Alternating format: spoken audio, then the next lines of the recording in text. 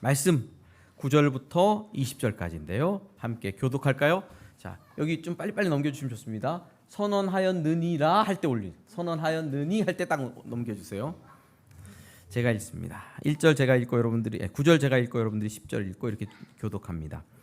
그러면 어떠하냐? 우리는 나으냐? 결코 아니라. 유대인이나 헬라인이라 다 죄 일에 있다고 아래 있다고 우리가 이미 선언하였느니라.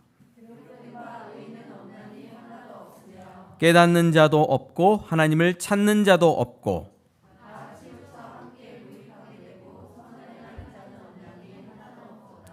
그들의 목구멍은 열린 무덤이요 그 혀로는 속임을 일삼으며 그 입술에는 독사의 독이 있고 그 발은 피 흘리는데 빠른지라. 평강의 길을 알지 못하였고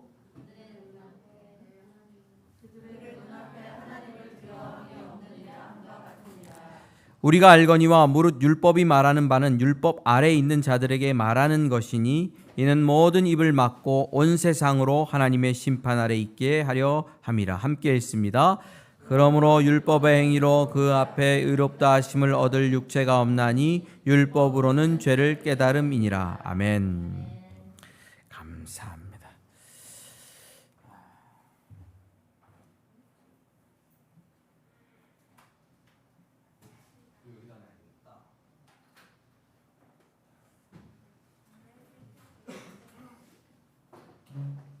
위에다 놓으면 이게 안 될 것 같아요. 밑을 잘 보세요.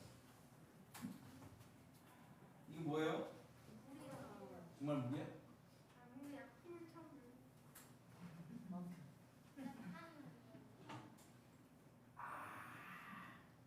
물이네요, 그냥. 중간 안. 우리 사람들은요, 인생을 뭔가로 채우고 싶어요. 그렇죠? 근데 이건 뭐라고 그냥? 자, 인생을 채우고 싶은 이유는 뭐냐면 자기의 인생의 맛을 바꾸고 싶었어. 하준아, 너는 인생이 무슨 맛이야? 하람이는 좀 인생을 좀 더 살았으니까 인생이 넌 무슨 맛이야? 쓴맛이야? 엄마가 학원 가라 그럴 때 쓴맛이 느껴져? 인생이 무슨 맛이에요? 쓴맛을 단맛으로 바꾸고 싶고, 그래서 쓰는 방법이 뭐냐면 자꾸 채워요. 자꾸 채워요. 돈으로 채우고요, 권력으로 채우고요, 그 다음에 학벌, 공부 이런 걸로 채워요. 네? 그리고 종교, 교회 무조건 열심히 와서 무조건 기도를 많이 하고 하여튼 그런 종교 행사들로 자기 인생을 채워요. 그러면 차기는 차는데 맛이 바뀌어? 맛은 안 바뀌어. 돈은 벌어보니까 벌리는데 인생은 여전히 쓴맛인 거야. 공부는 열심히 했어. 그리고 좋은 대학 나왔어. 근데 목사님, 저는 여전히 슬퍼요. 목사님, 저는 여전히 쓴맛이에요. 죽을 것 같아요. 왜 그래요? 채운다고 맛이 바뀌지 않습니다. 어떻게 해야 돼요? 맛은 조금 덜 차도요, 너 다 가져라. 덜 차도요, 맛을 바꾸는 비결이 있는 거예요. 맛을 바꾸는 비결은 따로 있는 거예요. 맛을 바꾸는 비결은 따로 있는 거예요.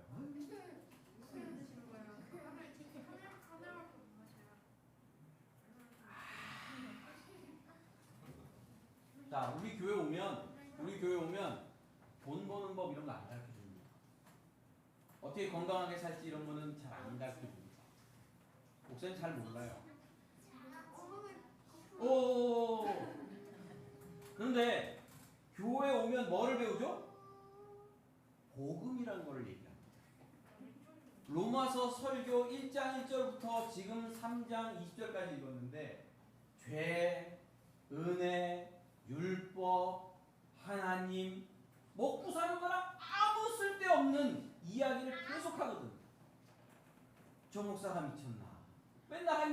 한 얘기 또 하고 너희들 죄인이다, 심판받는다, 은혜로만 구원받는다. 왜 그래요? 그 이야기를 통해서 복음을 믿으면 하나님께서 임재하셔서 우리의 인생의 맛을 바꾸신다. 인생의 맛은 복음을 믿고 하나님께서 우리 안에 내주하시고 우리 인생을 붙드실 때만 바뀌어요. 목사님 IQ가 몇이라고? 30이냐? 98, 96. 예수님을 믿고 IQ가 좋아지진 않더라고요. 근데 98로도 넉넉히 살 수 있도록 내 인생의 맛을 바꿔주시더라고요. 목사하면 막 월급이 올라가나요?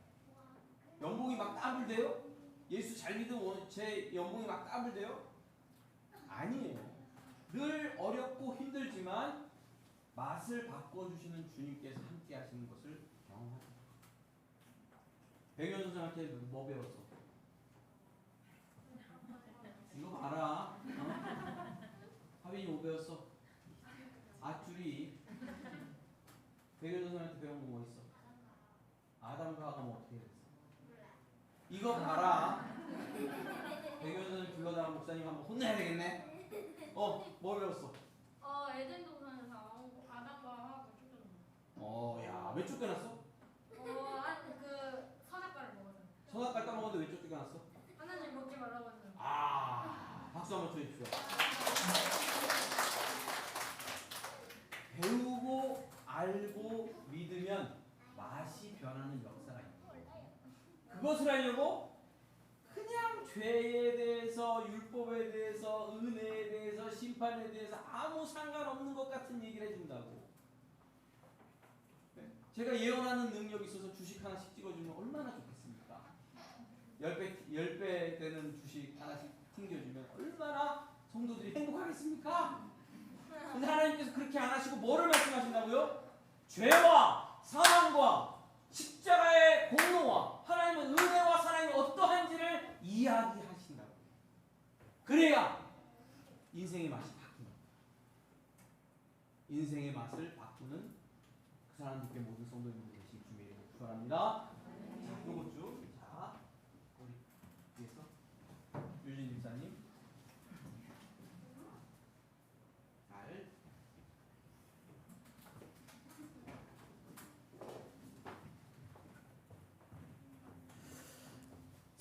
어린이들과 함께 하려고 특별 준비했습니다. 자, 어린이들도 함께 복음의 말씀을 잘 들을 수 있겠죠? 자, 그럼 로마서 말씀으로 이제 돌아가서 이제 이게 본론입니다. 서론이고요. 우리가 오늘 읽은 본문은 1장 18절부터 로마서에서 바울이 이야기한 이야기의 결론입니다. 모든 사람들은 하나님 앞에서 죄인이다라고 주장했어요. 바울이 주장하자 어떤 사람들이 반론하는 거예요. 나는 유대인이고 율법을 가졌고 할례를 받았고 특권이 있다. 안식일을 지키고 나는 오징어, 돼지고기 성경에서 말하는 그런 거 먹지도 않는다. 나는 구별받은 하나의 백성이고 특권이 있다 라고 주장하죠. 이방인들은 뭐라고 주장합니까? 율법을 가지고 심판하면 안 되지. 난 율법을 들어본 적도 없는데. 하나님이 나를 심판하려면 율법을 먼저 가르쳐주고 법이 이러니까 이렇게 지켜야 돼. 못 지키면 너는 심판이야 라고 말하지 않으셨잖아. 나는 율법을 받지도 못했는데 그 율법으로 날 심판하면 안 되는 거 아니야? 그러자 바울은 이렇게 저렇게 논증하죠. 그렇게 모든 논증을 거쳐서 뭐라고 말하냐면 하나님의 심판을 우리는 받아 마땅하다. 그리고 하나님의 심판은 공의롭고 정의롭다. 이렇게 주장을 펼칩니다. 자, 그러면서 오늘 우리가 좀 살펴볼 것은 10절과 18절 사이에 있는 어떤 바울의 결론 부분인데 이 결론 부분에는 뭐가 있냐면요. 시편, 이사야, 잠언, 전도서들 여러 구절을 다 뭉쳤어요. 바울이 뭉쳐가지고 자기가 이 주제에 맞는 것처럼 연결해가지고 막 그냥 얘기를 해요. 막 자기가 알고 있는 구약 성경의 구절들이 머릿속에서 합쳐져서 막 인용하는 거예요. 막 이렇게 막 인용하는 게 유대 랍비들의 전통이었대요. 때때로. 자, 그러면서 10절부터 18절까지 인용이 되고 있습니다. 자, 그런데 오늘은 좀 같이 한번 세 가지로 좀 살펴보려고 합니다. 이 부분 10절에서 18절까지를 팀 켈러 목사님은 한 7가지 정도로 나누어서 설명을 따로따로 하고 있고요. 존 스토트 목사님은 세 부분으로 나눠서 설명하고 있는데 저는 세 부분으로만 나눠서 하겠습니다. 안심이 되시죠? 7개 다 나누려고 그러면 여러분들 또 큰일 났다. 괜히 왔다. 이런 생각 들 텐데 세 부분 놔두십시오. 집사님 괜찮아. 괜찮아. 괜찮아.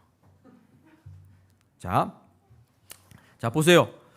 11절, 12절 같이 읽어요. 11절 먼저 같이 읽어요. 11절. 자, 11절 같이 읽어보겠습니다. 찾으셨죠? 시작. 깨닫는 자도 없고 하나님을 찾는 자도 없고.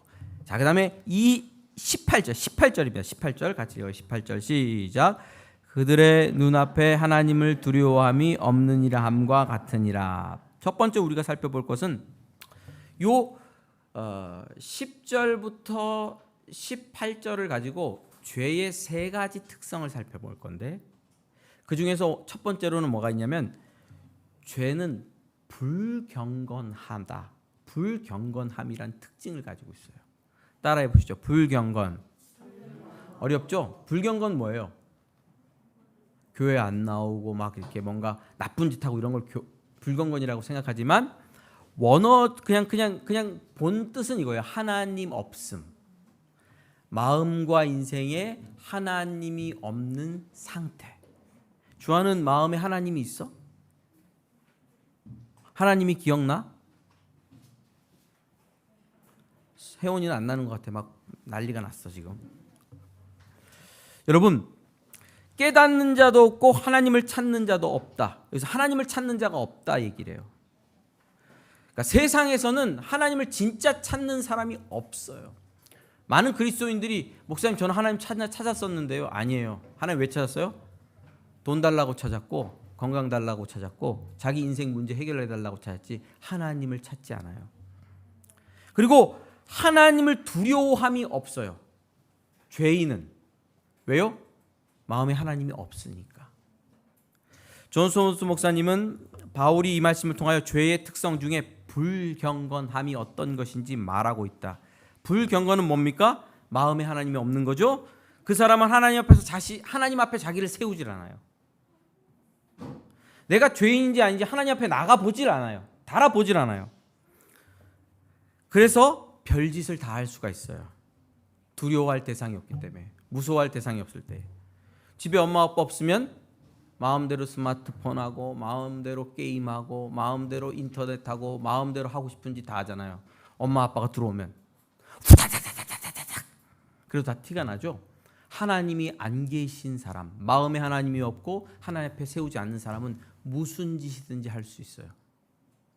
하나님을 두려워함이 없기 때문에 그렇죠. 여러분, 나무로 깎고 만들고 금으로 부어 만들어야 우상이 아닙니다. 그래야 우상이 아닙니다. 뭐가 없으면? 마음에 하나님이 없으면 그 마음을 다른 것들이 채우기 시작하는데 그것이 우상입니다. 하나님을 두려워하지 않으면 다른 것들을 두려워하게 되는데 그게 바로 우상입니다. 그럼 물어볼게요. 여러분들의 마음을 채우는 건 뭐예요? 마음의 빈자리를 채워드는 건 뭡니까? 제가 분당에 살면서 느끼는 것은 교육에 엄청 신경을 써요. 그리고 모두 다 자기 교육의 방식이 있어요. 주로 아줌마들은 옆집 아줌마 얘기를 듣고 교육을 해요. 부디 부탁드립니다. 자녀 교육하려면 전문가를 만나세요. 닥터 학위까지 있는 전문가를 만나서 컨설팅을 제발 받으세요. 교육하고 정말 잘하고 싶으면 그래서 얘를 어떻게 교육해야 될지 오은영 박사님 이런 분 있잖아요. 돈 많이 주고 만나세요. 싸고 좋은 건 없어요. 돈 많이 주고 만나서 제대로 컨설팅 받고 한번 해보세요. 주로 옆집 아줌마 얘기 듣고 하죠. 옆집 언니 얘기 듣고 하는데 그래서 그런 얘기들을 듣고 자녀들을 몰아붙입니다. 자녀들의 생각이 어떤지 마음이 어떤지 들어볼 시간은 없어요. 대화라고 해봐야 잔소리뿐이죠. 학원 갔다 왔냐, 공부 열심히 했냐, 그리고 좋은 학원, 좋은 학교, 좋은 교회 보내면 될 거라고 생각해요. 이사 가고 전학시키고 찾아 헤매죠. 일종의 우상입니다. 자녀를 자기 소유물로 보고 자기 뜻대로 키우려는 욕망의 발로로뿐이 안 보입니다. 제가 뭐 학원을 보내지 말자, 영어를 공부시키지 말자 이런 얘기가 아닙니다. 시켜야 됩니다. 또 신앙도 우상이 있습니다. 신앙도 우상, 신앙생활도 우상이 있어요. 좀 이렇게 좀 뭐랄까 완벽주의 성향이 있으신 분들은 공부도 잘하고 세상에서도 잘해야 되지만 교회에서도 엘리트로 교회에서도 신앙도 성공해야 된다고 굉장히 느껴요. 어떤 분들은 교회 굉장히 열심히 하시는데 신앙도 나는 실패하면 안 된다는 강박증이 있어요. 여러분들 중에 그런 분이 계신가요? 그런 분들은 교회 생활 굉장히 열심히 하고 목사님 얘기도 잘 듣습니다. 근데 피곤합니다. 본인도 피곤하고 남편도 피곤하고 가족들도 피곤하고 남자도 피곤하고 여자도 피곤하고 애들도 피곤하고 남녀노소 다 피곤해집니다. 너무 잘해야 되니까. 그래서 피곤해서 교회를 떠나는 자녀들, 교회를 떠나는 부모님, 교회를 떠나는 아내, 남편 생겨납니다. 잘해야 된다. 어디까지 얼마만큼 잘할 거예요? 제가 설렁설렁 하라는 얘기는 아닙니다. 열심히 하십시오. 그러나 그것이 두려움이 된 것이라면, 두려움 때문에 그렇게 하는 거라면 신앙생활 자체가 우상 숭배일 수도 있습니다. 재물은 어떻죠? 재물? 돈에 연연합니다. 1,000원짜리 하나에 목숨 걸려. 정말 벌벌 떠는 분들 있잖아요. 여러분 돈 귀하게 여겨야 됩니다. 10원 귀하게 여겨야 됩니다. 제가 이렇게 길을 가다가 50원짜리나 10원짜리 있으면 주술까요? 안 주술까요? 제가 주술까요? 주습니다. 저는 궁핍해서? 아닙니다. 그런 생각이 들어요. 10원, 50원짜리를 내가 귀하게 안 여기는데 하나님한테 내가 10,000원, 10만 원, 100만 원을 달라 그러면 그 말이 되겠나? 이런 생각이 들어서 조금 뭐 묻었어도 주워 갖고 와서 씻어 갖고 주머니에다 넣습니다. 돈은 좋은 거고 귀한 겁니다. 우리 자녀들 뭐를 배워야 되죠? 돈 버는 법 배워야 됩니다. 돈 관리하는 법 철저하게 배워야 됩니다. 굉장히 중요합니다. 그러나 왜 부자가 되려고 하고 왜 돈을 모으려고 하고 왜 돈이 많아야 하는지 그 이유를 알아야 합니다. 안 그러면 그게 우상이 됩니다. 정말 중요할 때 하나님의 뜻을 위하여 내 모든 것을 드려야 할 그때도 전전긍긍 주머니를 못 열 수 있어요. 하나님 물으시죠. 오늘 밤에 네 영혼 다시 찾으면 그거 누구 거 되겠느냐? 말씀하시죠. 오늘 밤에 네 영혼 다시 찾으면 그거 누구 게 되겠느냐? 물으시죠. 목사님 오늘 밤에 왜 다시 찾아요 저를요? 아니에요. 아니에요. 40대 돌연사, 50대 돌연사 애들 수영장 갔다가 둥둥 떠 있었어요. 물놀이 파크 갔다가 어떤 애가 어린 애가 초등학생이 둥둥 떠 있는 걸 몇 분 동안 발견 못했다 그러죠. 근데 알고 보니까 심장마비로 죽은 거예요. 어린이들도 물놀이 하다가 뭐 계곡 찬물도 아니고요. 워터파크에서 둥둥 떠 있을 수 있어요. 오늘 네 영혼 다시 찾으면 그거 누구 것이 되겠느냐 하는 얘기가 남 얘기는 아니에요. 돈 중요하지만 우상이 될 수도 있어요. 우리 하나님이 없는 자리에 사람들은 그런 것으로 채우려고 해요. 여러분 전전긍긍하는 문제가 뭐예요? 여러분들의 인생에 그렇게 전전긍긍하고 뻘뻘 뭐랄까 이게 막 절절매는 문제. 자, 절절매는 문제. 그게 뭐냐는 거죠. 무엇에 전전긍긍해서 하나님 앞에 자신을 내려놓고 기도하는 시간 10분, 20분, 30분도 갖지 못하느냐. 고작 성경 공부 한번 하자 그랬더니 그게 안 되잖아요, 우리가. 에? 일주일에 한 번 출애굽기 하자. 근데 그게 잘 안 되잖아요. 그렇죠? 오긴 왔는데 힘들잖아요.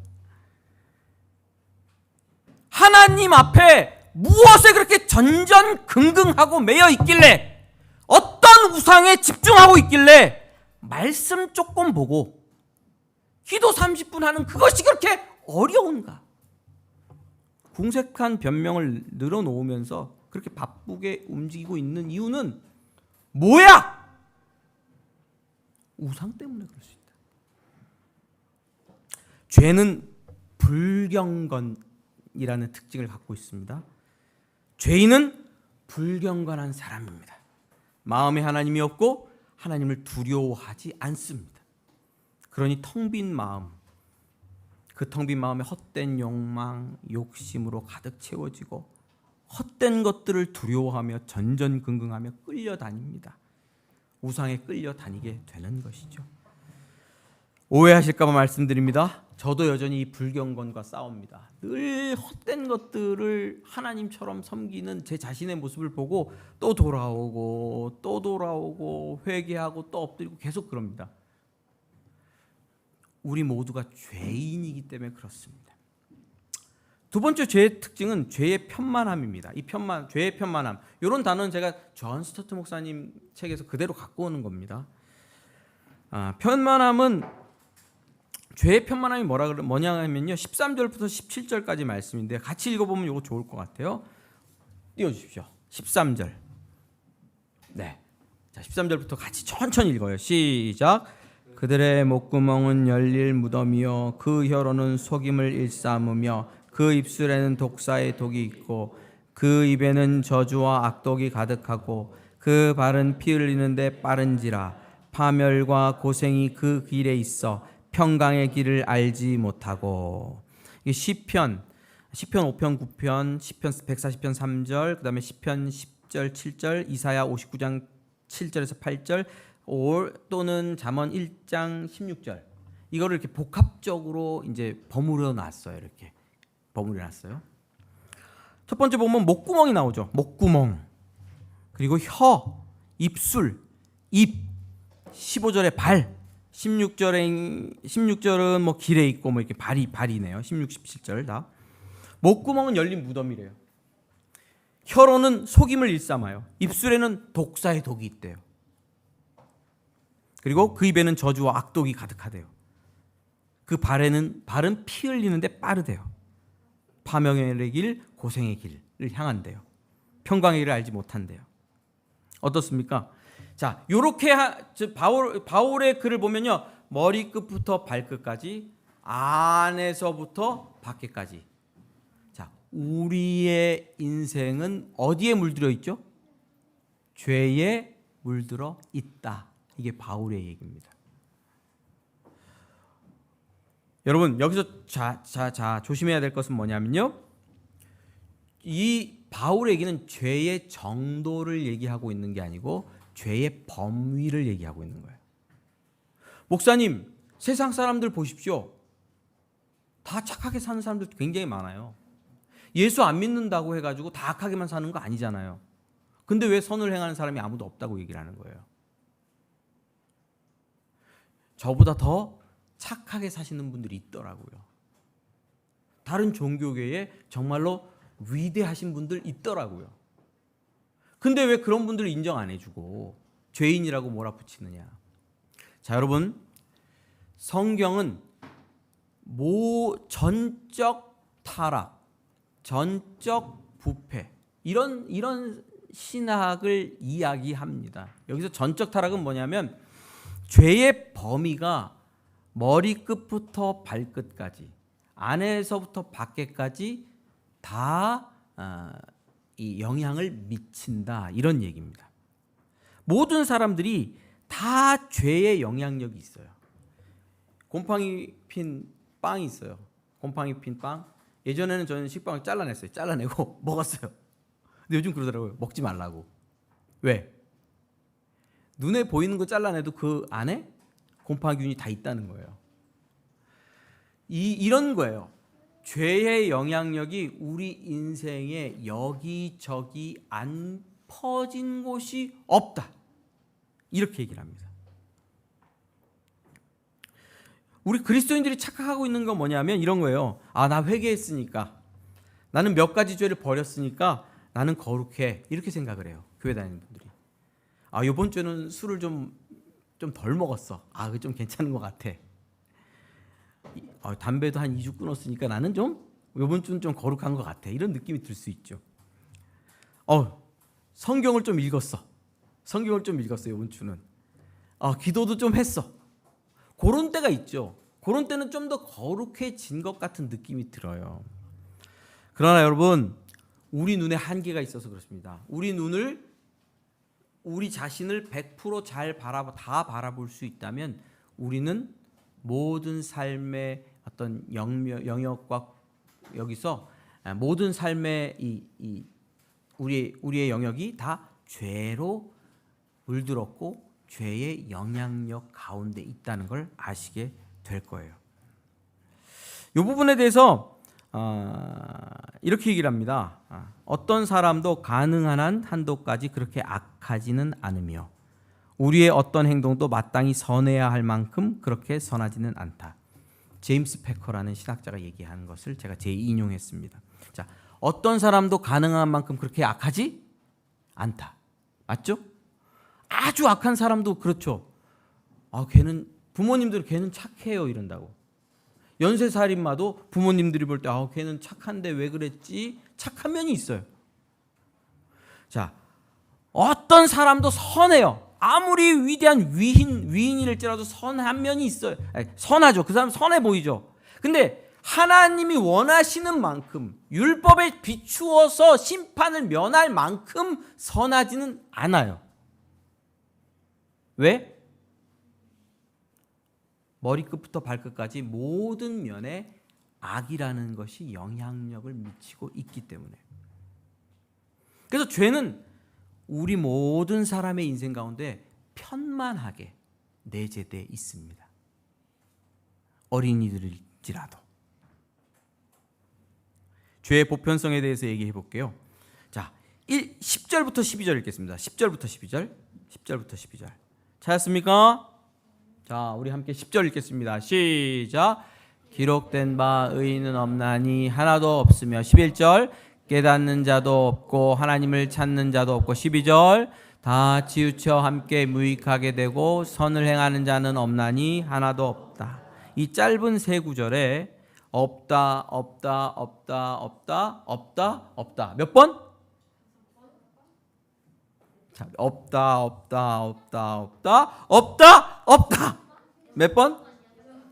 야, 세지도 못하면 어떡하냐 니네. 6번. 짧은 구절에 없다 그래요. 없다가 6번 나와요, 여러분. 의인은 없다. 하나님이 하나도 없다. 깨닫는 자도 없고 하나님을 찾는 자도 없다. 다 치우쳐 함께 무익하게 되고 선을 행하는 자가 없다. 하나도 없다. 이럽니다. 여러분, 죄인이 아닌 사람이 아무도 없다는 것을 우리는 알아야 됩니다. 성인, 군자, 위대한 사상가, 정치가, 존경스러운 모든 인물이라도 죄인이라고 바울은 주장합니다. 모든 인간에게 죄는 보편적인 현상이기 때문에 그렇습니다. 피해 나갈 수 있는 사람은 없습니다. 그래서 여러분, 모든 사람이 죄인이라서 모든 사람은 죄의 대가를 치루어야 합니다. 이게 성경의 선포요 성진리입니다. 이렇게 생각할 수 있어요. 목사님, 나는 죄인 맞아요. 목사님, 죄인 맞아요. 근데 조금 죄인이에요. 그래서 죄를 갚을 게 그렇게 많겠어요? 심판 받아도 그냥 얼마나 그렇게 강하겠어요? 나 이 세상 떳떳하게 열심히 살아왔고 내가 죄인이면 얼마나 큰 죄인이겠습니까? 자식들 낳고 애들 기르느라 열심히 일했고 잘 살지 않습니까?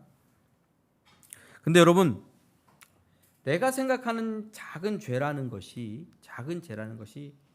그건 내가 생각할 때 그런 거죠. 그런데 그 죄가 엄청난 파괴력과 영향력이 있는 것이라는 사실을 우리가 모르기 때문에 그런 얘기를 할 수 있죠.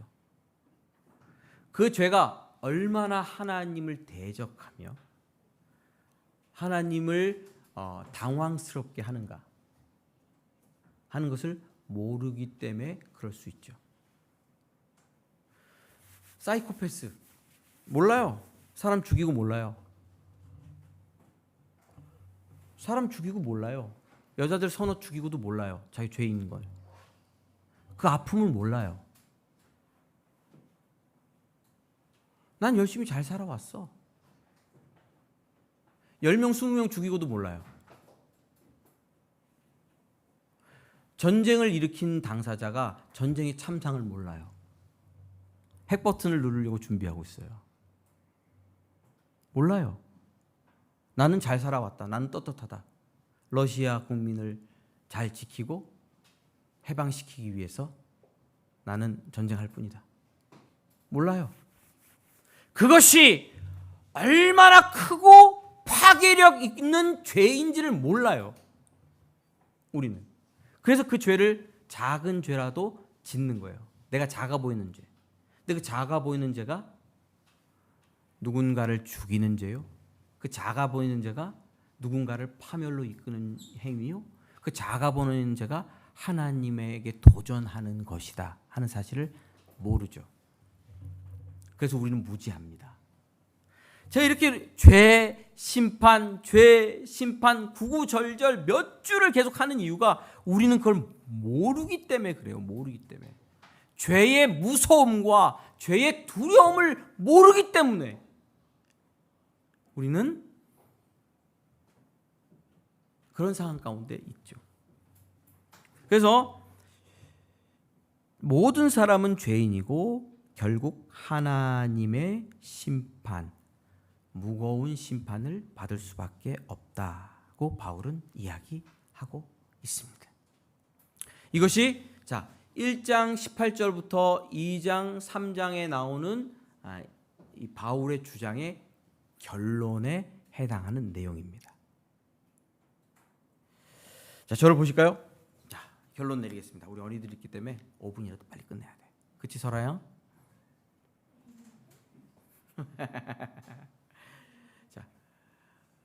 자, 우리 모두 다 죄인입니다. 믿으십니까? 그리스도인도 죄인입니다. 근데 그리스도인은 다른 점이 뭐예요? 그리스도인의 다른 점은 내가 죄인이라는 걸 알고 죄가 얼마나 무섭고 영향력 있다는 것을 알고 하나님 앞에서 성령의 도우심으로 죄와 싸웁니다. 그것이 다릅니다. 그리스도인들도 불경건할 수 있고 그리스도인들도 죄의 편만함 가운데